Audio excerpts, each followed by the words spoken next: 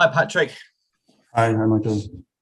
Um, Newcastle tomorrow. I want to start with Steve Bruce and the abuse he's received, and it's clearly gone too far. Have you received criticism in the past as a manager, and how have you dealt with it? Yes, I received criticism when I was a manager or even a player, and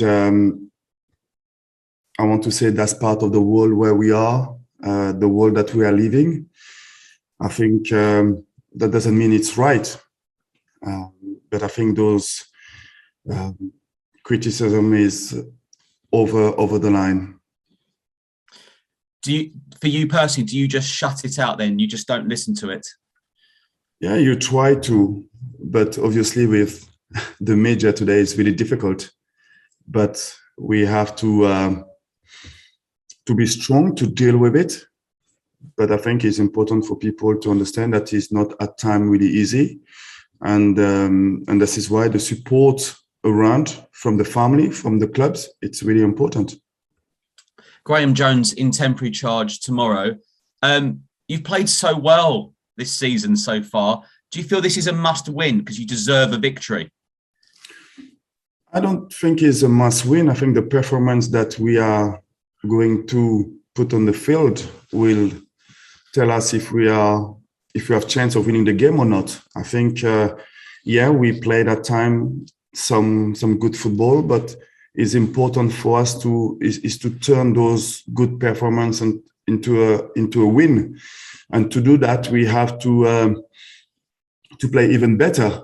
So that means making less mistakes, taking more our chances, and that will allow us to win games. Seeing you disappointed at Arsenal on Monday, though, like on the floor, on your knees, does it show in a positive way that so early, with so many changes in the summer, that you're disappointed you've left the Emirates with just a point? Can you see the positives in that?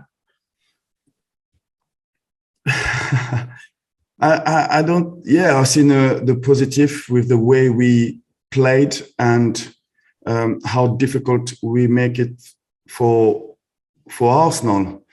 In the other side, I was really disappointed because I felt the players perform it well, and they deserve it to leave that stadium with the win.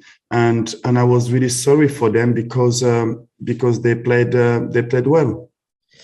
Just some injury news and team news. How far off is Ebe Eze to getting back into the squad? I think you are, and we are all exciting to seeing him coming back from a long injuries, and he's doing really well. He starts training with the team, but he's still a couple of weeks away of getting involved, because we have to be really realistic with the injuries that he had and the time that he need to be fitter to get involved. What about Wilf? Wilf is good. He started training with the teams a couple of days ago, and he will be part of the squad tomorrow. Just finally from me then, I mean, when Eze is back, Michael Olise started really well. Conor Gallagher's had a phenomenal start as well.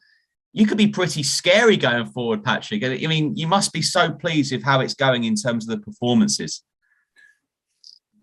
Yeah, but at the end, what is important for us is to win football matches. And as a football club, as a manager, as a player that we want to win. So we know that we have good potential, but potential doesn't make you win games. We need to work harder, and we need to work well as a team. And I think if, as a manager, I manage to get those players to play well together and to play at the level that I know they can perform, then we will have a good chance. But he's still a lot for the teams to improve. But we are in a good way. Good luck, Patrick. Thank you.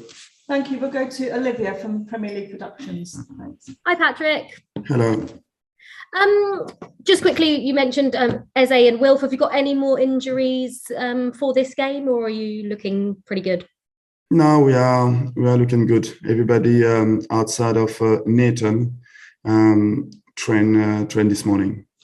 And you mentioned, it's hard for you. You were really disappointed. The players were disappointed. How difficult is it, or how difficult has it been for them to get back into training and to go again after a disappointing conceding in the very last second? Is it difficult for them, do you think? Yes, it is, because, at the end of the day, we want to win games, and we didn't really win a lot so far. We are motivated. We want to play even better because we want to win football matches. And do you think there's anything else you can really say as a manager that can almost help your team to not switch off in those final 30 seconds? Because it's happened twice now in 2 games, so you don't want it to become sort of a trend. No, it's not a trend at all, and that's not worried me at all. I think what I'm doing and what I want to do is to challenge my players individually and collectively to play even better than what we did in the last couple of games. And that way we will be much stronger as a team, and that will allow us to be more successful and to have more chance of winning football matches. I'm sure it's only a matter of time before one of those performances does turn into wins, considering how good you've been over the last few weeks. In terms of the Newcastle game, I know every game in the Premier League is hard, but do you think it's a good or bad time to be playing against Newcastle, given the situation they found themselves in this week with Graham Jones taking charge? We have to wait after the game to answer that question. But I don't think there's an easy time to play any team. I think they will have their problem, but at the same time, when you are in this situation as a player, you will want to perform because you will want to show that you will want to be part of the new project, I will say. But we will be ready. We will be ready to perform. We will be ready to work hard and to give ourselves the best shot to take the 3 points. Good luck this weekend. Thanks, Patrick. Thank you. We'll go to Ian Abraham for TalkSport. Thank you very much, Joe. Hi, Patrick. How are you? I'm good, Ian. Thank you. Yourself? Very good, thank you. Just want to go back to Steve Bruce and the fact that he's hinted now he won't manage again, having left Newcastle because of all the abuse he's taken. You say you've had abuse as both a player and a manager. Why do you keep on doing the job then? Why do managers put themselves in a position where 30,000 people every week can tell them they're no good at their job, they don't know what they're doing, they're going to get sacked? I mean, what is it about the makeup of you as a football manager that makes you go again and go again and go again? I think there's the love of the game, the passion of the game, at the same time the pressure that go with the game. We are involved in the number one sport, I would say, in the world.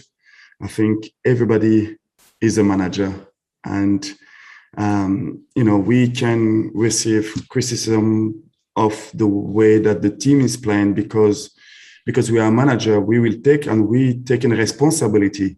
But I think sometimes that's going over the line. I think the abuse that he received were unacceptable. And when we are talking about this kind of abuse, we are talking about any kind of abuses, and that can mean any kind of discrimination, any kind of abuse that the manager receiving. I think that is unacceptable, and I think we know where we are, and we know the importance of managers and responsibility that we are taking.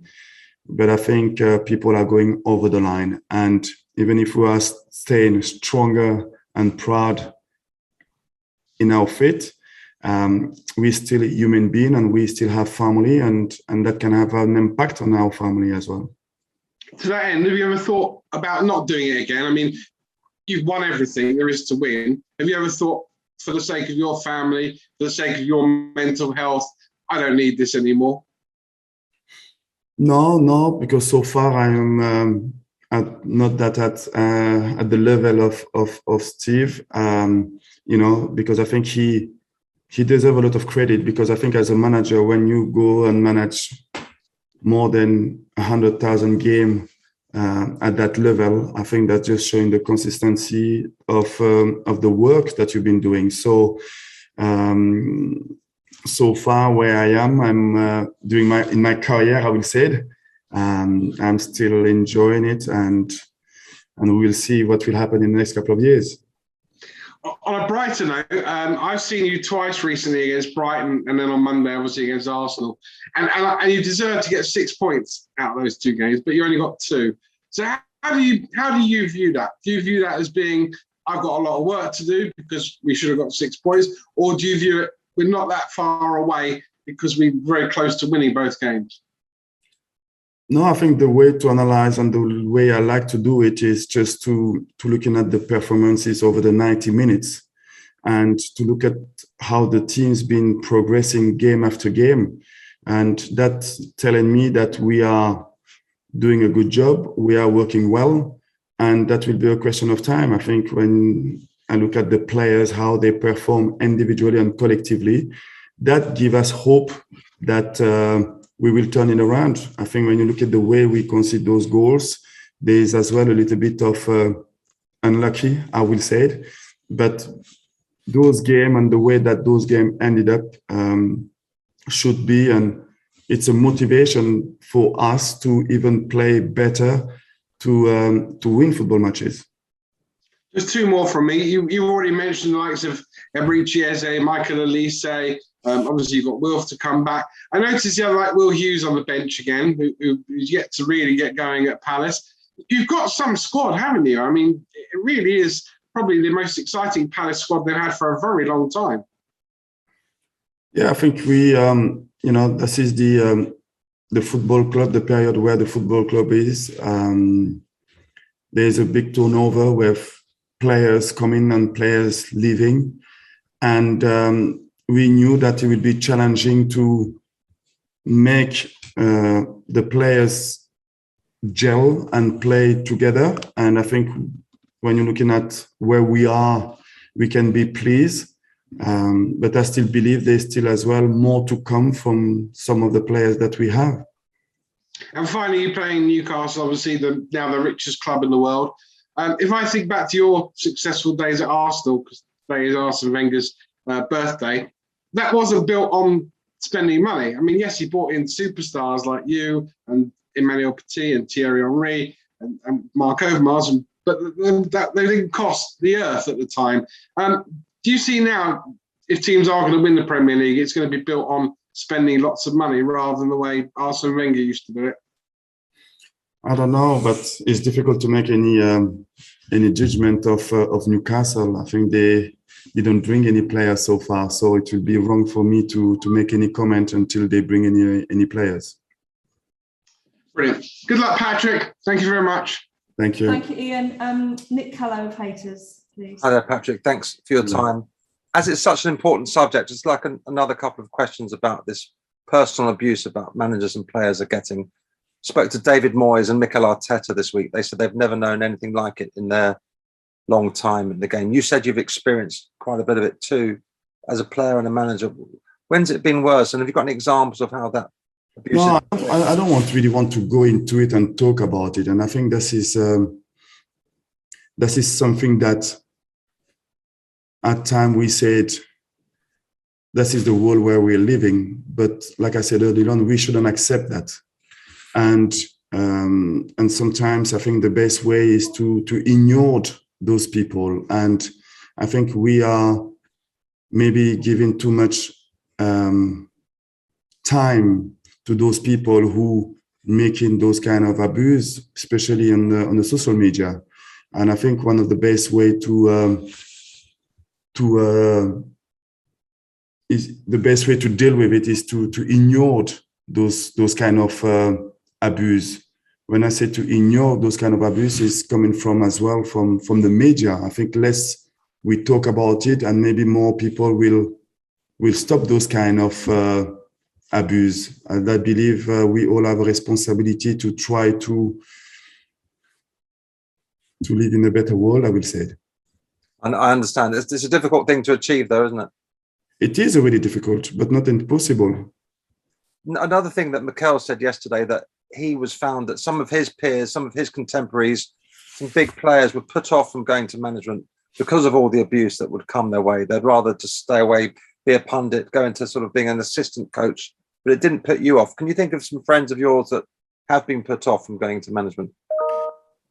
Not of I'm aware of, and I hope that they will not make a decision based on that, because that will be giving them too much credit and too much importance. And I hope that any ex-players or anybody who want to go into that world, I will invite them to go, because it is a fantastic job. And I hope that they will not going to be making those decisions based on what abuse that they can receive. I understand. Thanks very much for your time. Best of luck tomorrow. Thank you. Okay, that concludes the broadcast section for today.